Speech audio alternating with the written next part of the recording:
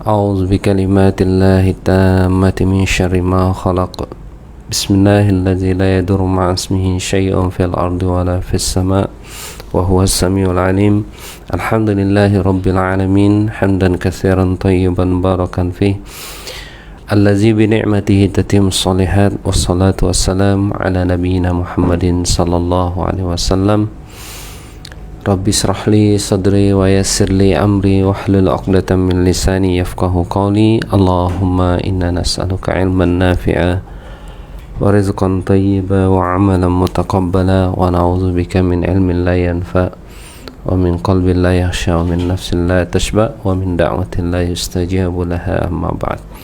Alhamdulillahi rabbil alamin. Kita panjatkan puji syukur, kita panjatkan puji ya kepada Allah Subhanahu wa taala atas segenap ya nikmat dan juga karunia Allah Subhanahu wa taala berikan pada kita, baik itu berupa kesehatan dan juga masa luang. Kesehatan dan masa luang ya. Karena kesehatan dan masa luang merupakan dua di antara sekian banyak nikmat yang Allah Subhanahu wa taala berikan pada manusia, dan selalunya ya kata Rasulullah, ramai manusia gagal untuk mengurus dua nikmat tersebut ya.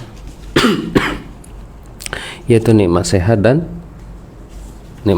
dan masa luang ya.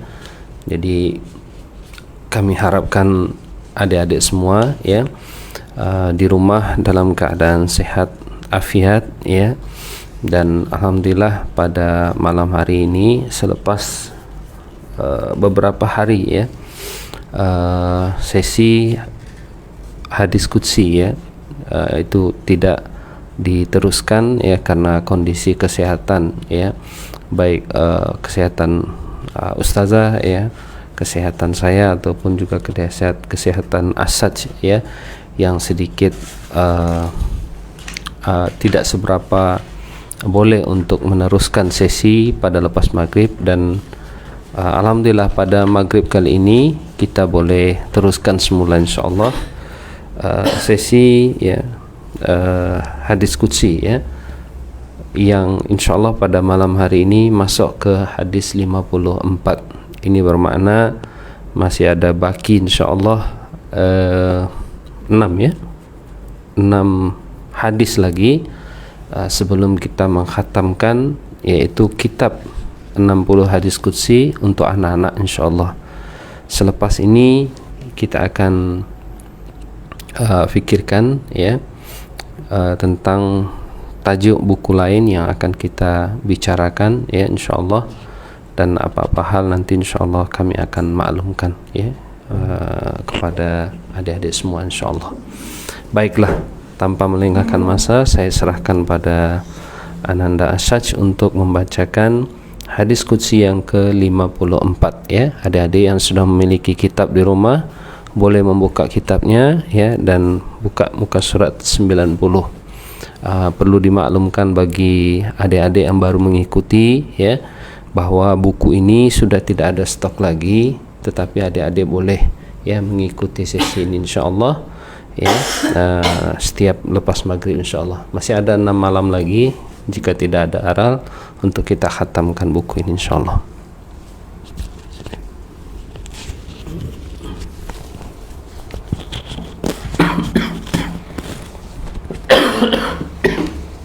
Assalamualaikum warahmatullahi wabarakatuh. Hadis qudsi ke-54. Jom amar ma'ruf dan nahi munkar. Allah berfirman dalam hadis qudsi yang berbunyi, fayaqulu fa iyya kunta ahaqqa an tahsya. Yang bermaksud Allah bertanya, maka hanya kepadaku engkau pantas untuk takut. Hadis riwayat Ibnu Majah. Kawan-kawan, sahabat Abu Sa'id Al-Khudri meriwayatkan bahawa Nabi Muhammad SAW bersabda, Janganlah seorang di antara kalian merendahkan dirinya sendiri. Para sahabat bertanya, wahai Nabi Muhammad, bagaimana salah seorang di antara kami boleh merendahkan dirinya sendiri?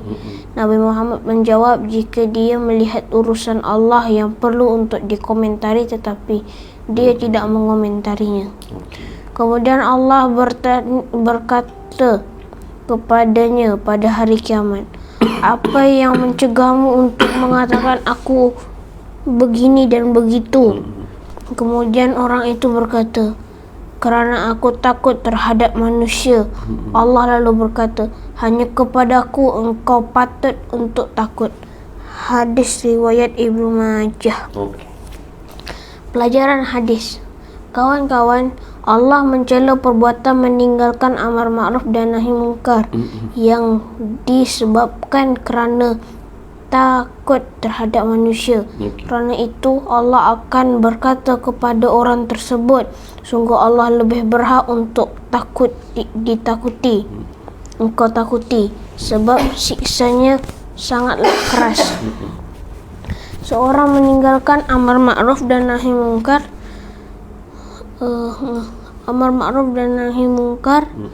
kerana takut terhadap manusia. Bahkan seorang wajib untuk beramar ma'ruf dan nahi mungkar kerana takut kepada Allah. Nak tutup. Baiklah. Sudah dekat sini. Okey.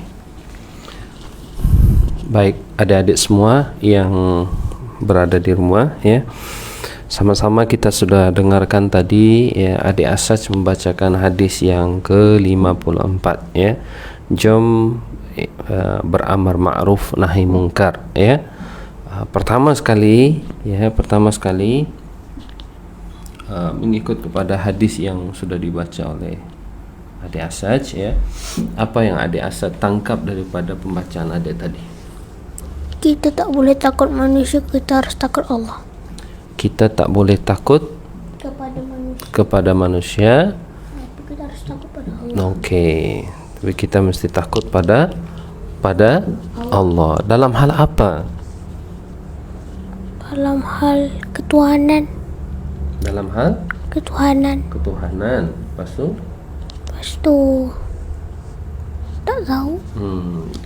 Kembali ke apa yang adik baca. Amar ma'ruf. Iya, dalam hal amal ma'ruf nahi mungkar. Jadi, ya, kita hanya takut pada Allah Subhanahu wa taala.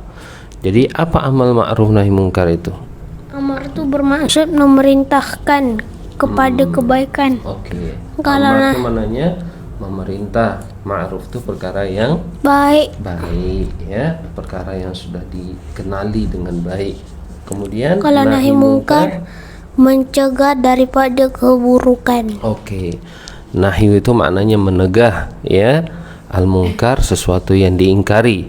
Jadi amal ma'ruf, nahi mungkar ada dua istilah itu. Satu, perintahkan kebaikan. Yang kedua, tegah kemungkaran. Baik, adik-adik semua, ya, yang di rumah ini, ya, ada dua terma yang sebetulnya saling beriringan, ya, di mana Al-Quran meletak sebagai satu landasan dalam kita beragama, yaitu kita apa? Menyeru kepada kebaikan, menegah kepada kemungkaran. Maknanya, ya, kalau satu perkara itu diseru, ya, maknanya perkara itu kebaikan, ya, itu merupakan apa? Melihat kepada keadaan seseorang yang sudah melakukan kebaikan. Betul tak? Ya, perkara-perkara baik. Contoh misalnya kan, adik, ya, melakukan perkara, abi misalnya pesan kepada adik untuk melakukan perkara-perkara yang adik diajar sudah dari kecil itu adalah perkara-perkara yang baik. Boleh kata? Kemudian pada satu masa ternyata adik terlupa, ya, bahwa ada satu perkara yang tak boleh dibuat, ya, dalam agama kita. Kemudian apa? Adik melakukannya. Maka dalam hal itu kita perlu apa? Tegah. Itu namanya nahi mungkar. Boleh. Ya. Jadi perkara yang ma'ruf itu kita sentiasa apa? Serukan. Betul tak? Kemudian kalau seseorang berada melakukan satu kesalahan di sisi agama kita, maka kita tegah. Ya, jadi seru kebaikan, tegah kemungkaran itu mesti dibuat karena siapa? Allah. Karena Allah. Karena itu ya merujuk pada hadis yang dibaca oleh adik Asaj tadi, bahwa sahabat Abu Sa'id ya itu meriwayatkan bahwa Nabi sallallahu alaihi wasallam bersabda, jangan seseorang di antara kalian itu merendahkan dirinya. Ya, para sahabat ya dengar ya ungkapan seperti itu, maka mereka pun bertanya, wahai ya Nabi Allah, bagaimana salah seorang di antara kami boleh dikatakan merendahkan dirinya sendiri ya? Maka Nabi pun menjawab ya, yaitu jika ia melihat urusan Allah yang perlu untuk dikomentari tetapi dia tidak mau mengomentari. Macam mana itu adik? Adik faham dari sini apa maksudnya? Kita harus takut pada Allah kerana siksanya lagi pedih. Bukan, ini kan ditanya siapa sungguhnya orang yang merendahkan dirinya sendiri. Kemudian Nabi cakap, yaitu ketika orang yang takut pada manusia. Orang yang Takut pada manusia. Oke, orang yang takut pada manusia. Maknanya begini, kalau ada satu kemungkaran, kejahatan, ya, bahkan kesalahan yang sangat-sangat fatal, ya, yang itu dilihat dari sisi agama kita, disampaikan oleh seseorang. Misalnya, contoh ya, ada seseorang menyampaikan satu ilmu atau maklumat ya kepada halayak ramai secara live ya, kemudian apa, di dalam konten isi daripada penyampaian itu mengandungi perkara yang apa, perkara yang sangat salah ya, baik itu dia membicarakan tentang Allah, bicarakan tentang Rasulullah, bicarakan tentang agama ya, yang salah ya, penyampaiannya itu salah, maka kita apa, kita mesti berusaha semampu kita untuk membetulkan perkara itu. Nah, itu maksudnya. Jadi yang dikatakan merendahkan kalau kita memilih hanya untuk diam saja. Tidak punya ilmu tapi diam. Ada ilmu Tapi tidak guna. Oke, ada ilmu tetapi diam saja. Jadi kita dengar misalnya kan ada sesi live. Tiba-tiba ya penyampai ya menyampaikan satu maklumat yang salah tentang siapa? Allah, tentang agama ini ya, yang mana kesannya nanti kalau kita iakan satu perkara yang salah itu ya, ke tahap kita mengamalkannya, maka kita akan apa, berbuat sesuatu yang tidak berlandaskan ilmu. Cakap Allah tu makhluk salah. Contoh misalnya kan dulu ada satu ya peristiwa di mana Allah dikatakan makhluk.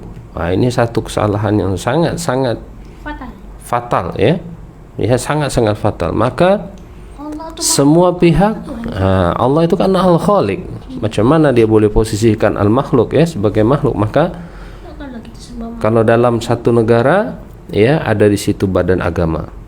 Nah, badan agama dengar benda begini jangan diam saja, ya kan? Patutnya badan agamalah yang paling awal terdepan untuk berbicara ya, meluruskan kesilapan tersebut. Itu pertama. Kemudian yang kedua di kalangan para sarjana, betul tak? Ya, baik itu di university kah atau bukan university, mendengar perkataan seperti itu maka perlu apa?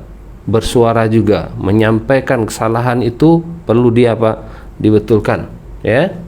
Nah, kemudian juga selain daripada pihak-pihak yang kita sebutkan tadi yang punya kapasiti keilmuan untuk meluruskan perkara itu, maka luruskan. Ya, jadi itu perlu dilakukan.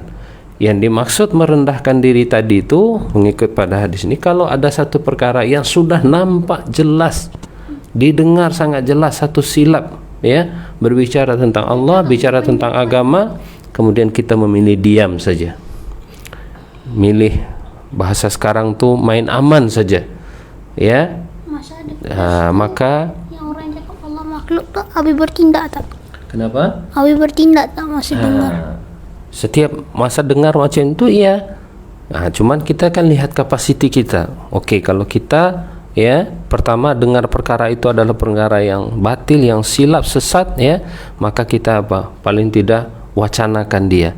Mungkin buat dalam satu apa? Sharing misalnya, contoh lah kan. Ya, kita dapatkan dulu sumbernya. Betul, sumber tadi itu kenyataan seperti itu, kemudian kita share lagi dia dan kita apa? Buat satu ulasan yang secara keilmuan. Nah, itu cara kita meluruskan. Itu kapasiti orang yang kecil sajalah kan. Tapi yang paling besar tanggung jawab dia adalah badan agama. Mungkin jabatan agama Islam, ya, Jakim ke, ya kan. Nah, itu mereka perlu paling ke hadapan. Jais itu lain, itu Jais di bawah lagi. Jadi mereka lah yang perlu bersuara, ya. Jangan rakyat sudah bersuara merata-rata, badan agama senyap je. Itu susah juga macam itu kan. Jadi kembali kepada hadis tadi ini, ya, Nabi katakan orang yang merendahkan dirinya adalah ketika dia melihat satu urusan Allah yang perlu untuk dikomentari, ya, tetapi dia memilih untuk tidak mengomentari. Kemudian Allah akan berkata kepadanya pada hari kiamat, apa yang mencegahmu untuk mengatakan untuk aku begini dan begitu? Kemudian orang itu berkata, karena aku terhadap manusia, ya, karena aku takut terhadap manusia. Ini satu masalah kita pada hari inilah, ya kan, takut berbicara, ya. Kalau takut berbicara karena kapasiti tiap orang, posisi itu mungkin satu hal, tapi takut bicara kalau ada kemampuan itu yang paling berbahaya. Maka Allah katakan, ya, fayaqulu fa iya yakunta ahaqqa an tahsya. Ya, Allah berkata hanya kepadaku engkau, ya, patut untuk merasa takut, ya.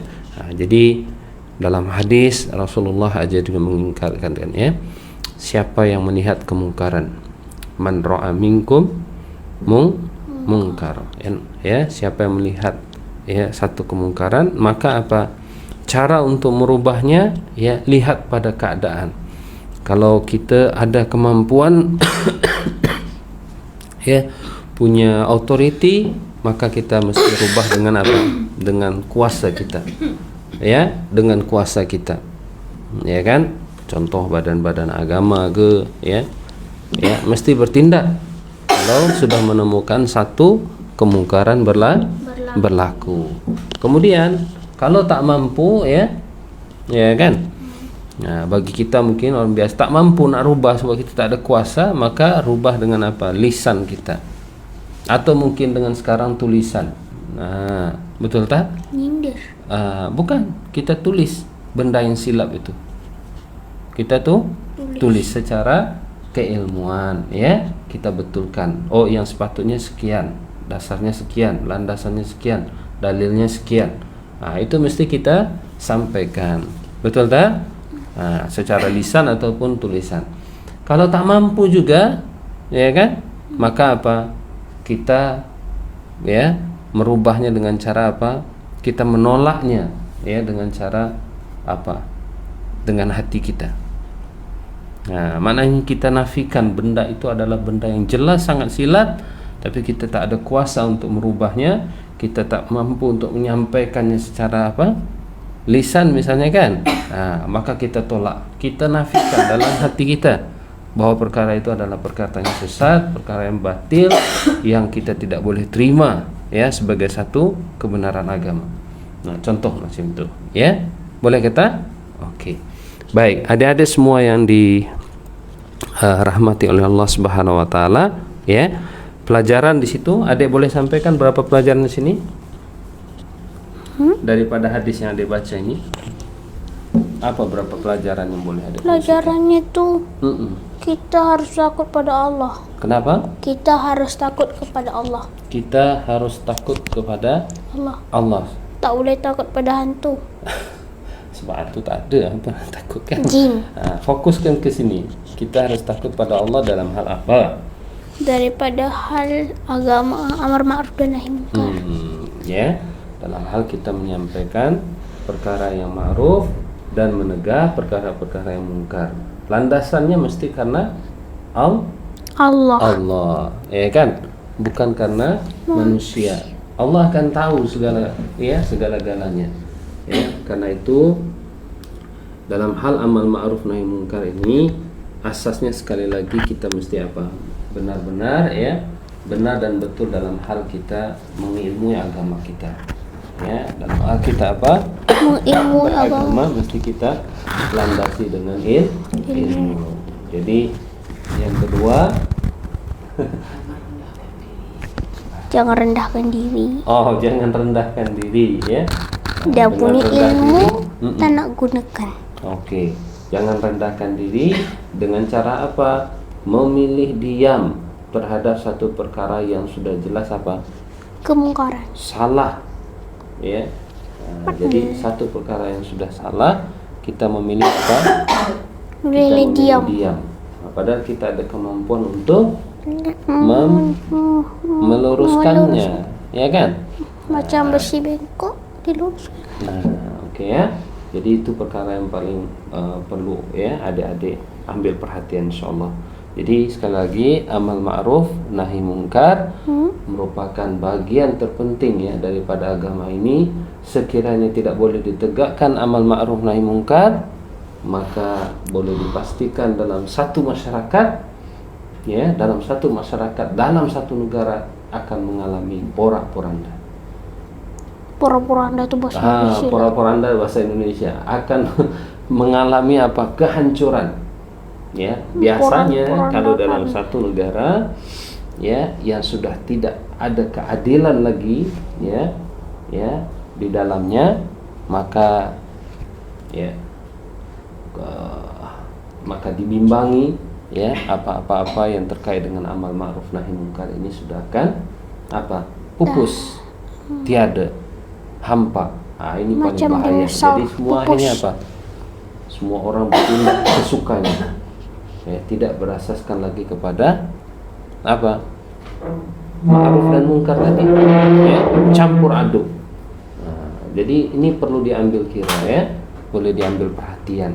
Perkara yang ma'ruf adalah perkara yang mesti kita serukan kepada manusia, sehingga manusia sentiasa melakukan atau berada dalam hal kebaikan. Tetapi jangan sampai kalau sudah berada dalam satu kesalahan, maka satu kemungkaran, maka itu mesti ditegah, bukan dimotivasi. Nah, ini kadang-kadang orang sudah berada dalam kesilapan tapi kita bagi motivasi, itu tidak betul. Yang betul macam itu tenangkan badan, tenangkan diri, kosongkan pikiran.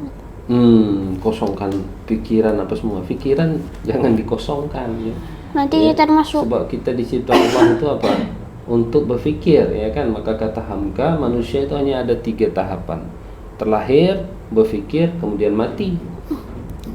Salah juga nanti setan sedang masuk kalau hilangkan semua. Nah, kalau kita sudah orang lamun itu kan kebanyakannya kemampuan setan. Fungsi kita kan? Ya Allah cipta kita untuk apa? Bertafakur, untuk sentiasa berfikir, menggunakan kalbu kita, Jadi jangan kosongkan, Jangan ikut kaedah-kaedah alam bawah sadar, Perkara-perkara yang sama sekali tidak memberikan apa-apa manfaat. Sentiasa menggunakan pemikiran kita itu untuk apa? Semakin Al-Quran dan As-Sunnah. Oke, untuk semakin taat kepada Allah. Itu fungsi kita berfikir, Kalau kita berfikir saja, mau aras tinggi bagaimanapun berfikir, kalau justru tidak semakin membuat kita takut pada Allah, tak ada guna. Bincanglah, kita nak bincang, berfikir aras tinggi lah sekian-sekian, tetapi ujung daripada pemikiran yang tinggi itu tidak menjadikan kita semakin takut pada Allah, maka itu adalah satu bentuk musibah. Jadi indah sekali Islam ini mengajarkan amar ma'ruf nahi munkar. Kalau para nabi selalu punya 2 itu, memberikan kabar gembira, itu berupa basyirah, al-khabar, kemudian memberikan ancaman, yaitu nazirah. Nazirah wa kabirah. Basyiran wa nazirah. Basyiran itu mesti disampaikan Kalau orang dalam keadaan taat, melakukan kebaikan, maka dikabarkan oleh Allah mereka akan dibalas oleh Allah nanti di surga. Tapi kalau sudah melanggar, mengingkari, ya, menolak kebenaran, nah itu ma'ruf ke mungkar. Mungkar. Kalau sudah mungkar, jangan dimotivasi, tetapi apa? Dikatakan itu satu bentuk kemungkaran dan mesti dia apa? Tegah. Betul tak? Nah, itu caranya. Oke. Baik adik-adik semua, itu saja insyaallah untuk sesi kita pada malam hari ini, yaitu berbicara tentang amal ma'ruf nahi munkar yang ditegakkan karena takut kepada Allah Subhanahu wa taala. Ya, tegakkan amal ma'ruf nahi munkar, ya. Ya, amar ma'ruf nahi munkar, ya, itu karena Allah Subhanahu wa taala. Dan jangan apa tadi dia katakan, merendahkan diri sendiri dengan cara apa?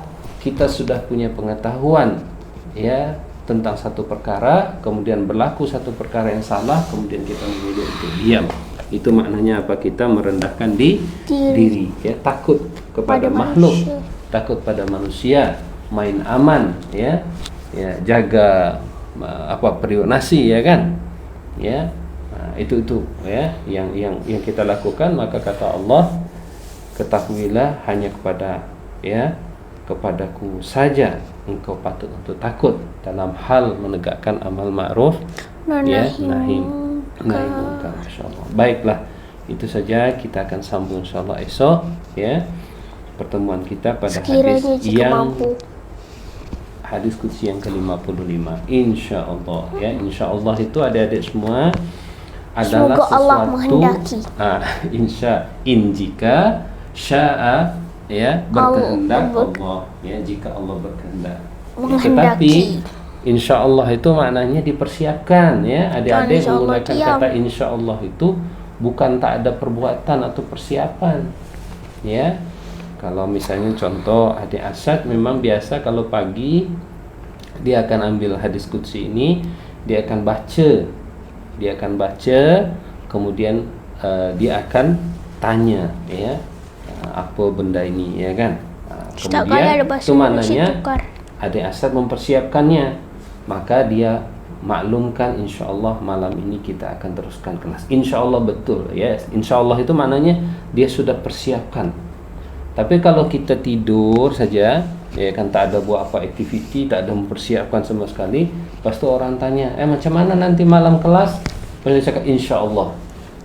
Masa tiba itu tak buat apa-apa. Cakap insyaallah aja, tak ada persiapan. Insyaallah itu maknanya kita mesti apa? Mempersiapkan, ya. Kita mesti mempersiapkan diri terhadap satu pekerjaan yang kita nak buat. Kemudian kita serahkan pada Allah Subhanahu wa taala. Boleh?